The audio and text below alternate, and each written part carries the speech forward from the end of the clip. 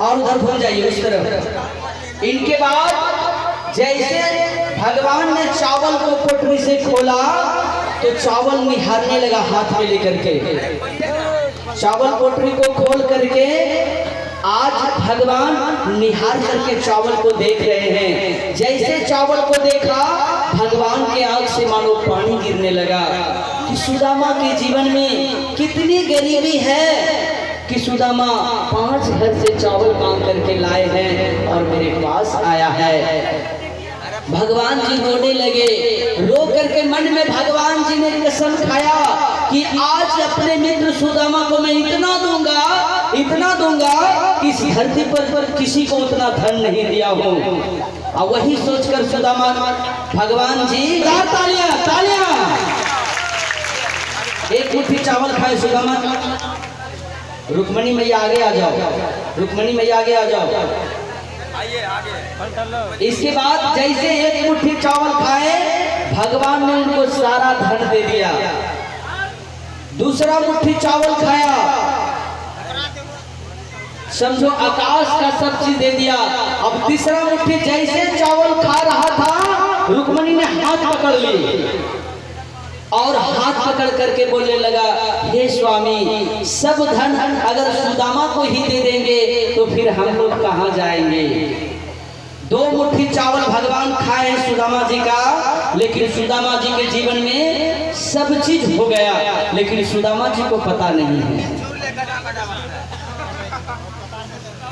सुदामा जी के शरीर में बढ़िया कपड़ा नहीं था तो हमारे भगवान सुदामा जी को आज बढ़िया वस्त्र दिए पहनने के लिए। सुदामा जी को बढ़िया से सेवा करने लगा। सुदामा जी का 1 महीना हो गया। सुदामा जी अब जाना चाह रहा था, भगवान रोक लिए। धीरे धीरे भगवान 6 महीना रोक लिए। जैसे 6 महीना रोके उधर विश्वकर्मा बाबा को आदेश दिया, जाओ सुदामा जी के सुंदर मकान सुंदर सुदामापुरी बना दिए। इनके बाद 6 महीना के बाद आज सुदामा जी ज्यादा जिद करने लगा कि अब हमें चलना चाहिए सुशीला के पास, क्यों हमारे भी छोटे छोटे बच्चे हैं, कैसे जा रहे हैं, तो हमें चलना चाहिए। तब सुदामा जी जब जाने लगा तब भगवान आज विदा कर रहे हैं। विदा जब कर रहे हैं थोड़ा दूर गया, लेकिन भगवान ने जो वस्त्र सुदामा जी को दिया था रास्ते में जाकर वह वस्त्र तक खुलवा लिया। क्यों? क्योंकि भगवान जानते थे सुदामा जी को हम वस्त्र दिए हैं, लेकिन यह वस्त्र पहन करके सुदामा अपना घर नहीं जाएगा। यह वस्त्र भी वो रास्ते में खोल करके फेंक देगा, लेकिन यह राज सिंहासन का वस्त्र है, इसको जमीन पर गिरना अच्छी बात नहीं है। इसीलिए भगवान ने सुदामा जी से वह वस्त्र भी खुलवा लिया और खुलवा करके ले लिया और सुदामा जी को विदा कर दिया। राजा कौन है? बोला सुदामा जी हैं। बोला सुदामा जी अभी कहाँ हैं? बोले वो तो तीरथ करने गए हैं। जैसे यह बात सुदामा ने सुना कि सब बात तो मेरे विषय में ही बोल रहे हैं गांव वाले, आखिर बात क्या है, तब धीरे धीरे सुशीला को पता चला कि मेरे पतिदेव द्वारकापुरी आ चुके हैं।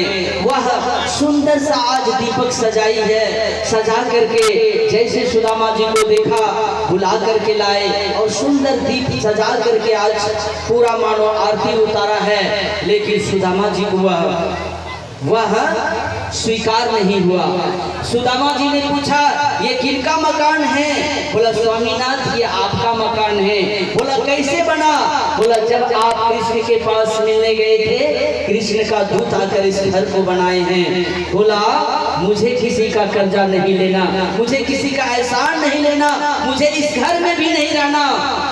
और सुदामा जी ऐसा था कि उस घर को त्याग करके बगल में कुटिया बना करके रहने लगा। तो इस प्रकार के हमारे सुदामा जी थे। लेकिन अभी का थोड़ा एक कट्ठा अगर कहीं से उल्टा पुल्टा हो जाए तो पहले अपने नाम पर लिखवाने का प्रयास करेगा। क्या सच बात है झूठ बात? लेकिन भैया कितनों लिखवा लो कुछ साथ जाने वाला नहीं है। तो आइए एक विदाई गीत, इनके बाद आरती होगी।